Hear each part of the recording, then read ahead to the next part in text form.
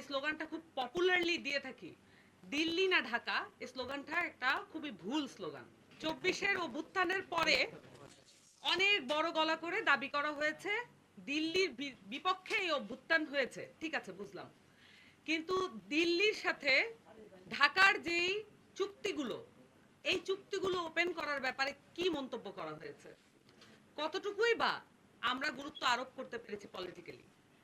আমরা আমরা দেখি নাই ইন্টারিমের সময়ে দিল্লির সাথে বাংলাদেশের মানে ঢাকার হয়ে যাওয়া যে চুক্তিগুলো, সেই চুক্তিগুলো ওপেন করার ব্যাপারে কোনো ধরনের পদক্ষেপ নেওয়া হয় নাই, বরঞ্চ আরো কয়েকটি নতুন চুক্তি করা হয়েছে দিল্লির সাথে।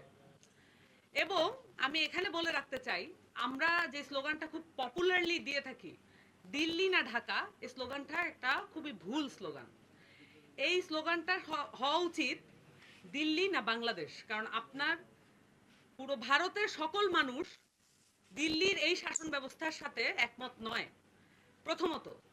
দ্বিতীয়ত, দিল্লির সাথে বাংলাদেশের সম্পর্কের যে অবনতি এবং পররাষ্ট্রনৈতিকভাবে দিল্লির যে আগ্রাসন বাংলাদেশের উপরে, এটাকে ঠেকানোর জন্য পুরো বাংলাদেশ আসলে দিল্লির হয়ে সামনে ঢাল হয়ে দাঁড়ায়। এখানে শুধু ঢাকা নয়, আমরা সেন্ট্রালাইজড কোনো শাসনের কথা বলতে চাই না। ঢাকাকে যখন আপনি মুখ্য করে তোলেন, সেটা হচ্ছে আরেকটা সেন্ট্রালাইজ শাসনের কথা আপনি মুখ্য করছেন।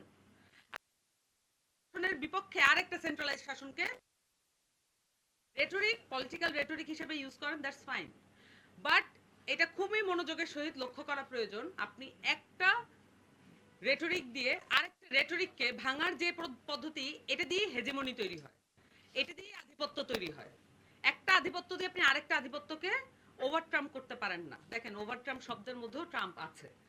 তো দেখেন, এই যে আমি যেটা বলতে চাই যে আমরা দিল্লির সাথে হয়ে যাওয়া বাংলাদেশের চুক্তিগুলো যতক্ষণ না ব্যবসায়িক, পররাষ্ট্রনৈতিক, সকল ধরনের চুক্তি যা কিছু হয়েছে সবকিছু অবিলম্বে ওপেন করতে হবে।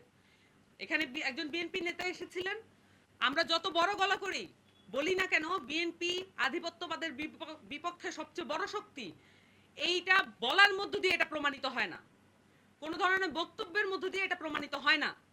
প্রমাণিত হবে তখন যখন আপনি আপনার কার্যকারিতার জায়গায়, পলিসি মেকিং এর জায়গায় আপনি চুক্তিগুলোকে বাংলাদেশের মানুষের সামনে ওপেন করতে পারেন।